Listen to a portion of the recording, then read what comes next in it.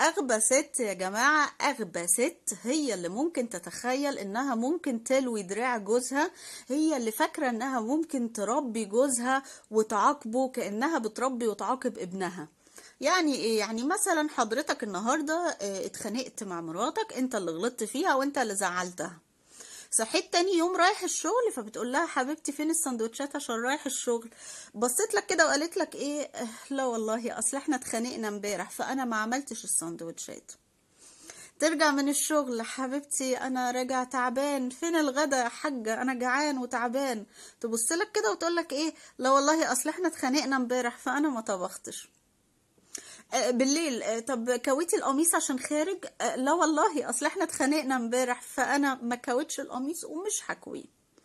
خلي بالك انت لو بتعملي كده فانت بتقوي عند الراجل عضلة الاستغناء، بيسميها المختصين كده، انت بتخليه يستغنى عنك بمنتهى البساطة، لانك استغنيتي عن ادوارك وواجباتك كزوجة.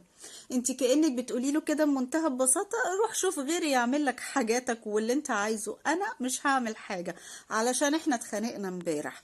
هتقولي لي طب اعمل ايه؟ ما هو انا مجروحة ومتضايقة فبحاول اخد حقي، ما هو غلط فيا. هقولك من حقك ان انت تتضايقي وتخانقي معاه وازعلي منه وتقمصي براحتك، بس اتكلمي وخدي حقك بالادب بالاحترام بالكلام مش بالانتقام. ما تحاوليش تلوي دراع الراجل وتقولي له طب والله ما انا عامله، والله ما انا عامله، روح شوف مش عارف مين يعمل لك، لانه فعلا هيروح يشوف حد تاني. الراجل يعني مع على قلبه زي العسل، هيقول لك يا حبيبتي براحتك، مش عايزه تطبخي انا ما يتلويش دراعي، انا هروح اكل عند ماما، هجيب دليفري، هخلي شوشو زميلتي في الشغل تعمل لي الفطار، وتبقي انت سلمتيه بايدك لواحده تانية تعمل الادوار بتاعتك. ما ينفعش ان انت تتخلي عن ادوارك حتى لو مختلفين ومتخانقين، لان ده دورك واجباتك كزوجة.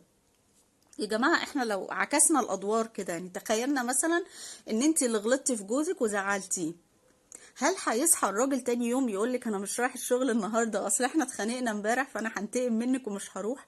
لا، هيروح لان ده دوره وواجبه.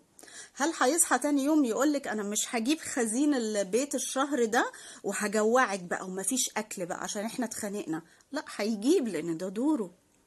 يعني النور قطع في البيت ما دفعش كارت الكهرباء هيقولك والله لا اقعدك في الضلمه عشان احنا متخانقين؟ لا. تعبتي هيقولك والله ما هعالجك، هسيبك كده تموتي من التعب عشان احنا متخانقين؟ لا. فاللي اقصد اقوله ان ادوارنا واجباتنا ما ينفعش ان احنا عشان اختلفنا ولا زعلنا من بعض ما نعملهاش. زمان امهاتنا الستات الاصيله ما كانوش يعملوا كده، بل بالعكس، انت لما تكوني هو مزعلك ويرجع يلاقيكي عامله له احسن اكل واحسن سفره والبيت نظيف ومش عارف ايه، انت كده بتحرجيه بتكسفيه، بتخليه يفكر الف مره ايه ده انا مزعلها امبارح وهي عامله لي احلى اكل وعامله لي وعامله لي، ويجي هو يصالحك. لكن اسلوب لوي الدراع ولا ومش عاملاها لك وروح شوف غيري وانا مش الطباخه اللي جابتها لك مش عارف مين والكلام ده ما بيجيبش نتيجه. لو حاولتي تعاقبي وتربي جوزك صدقيني هتخسريه.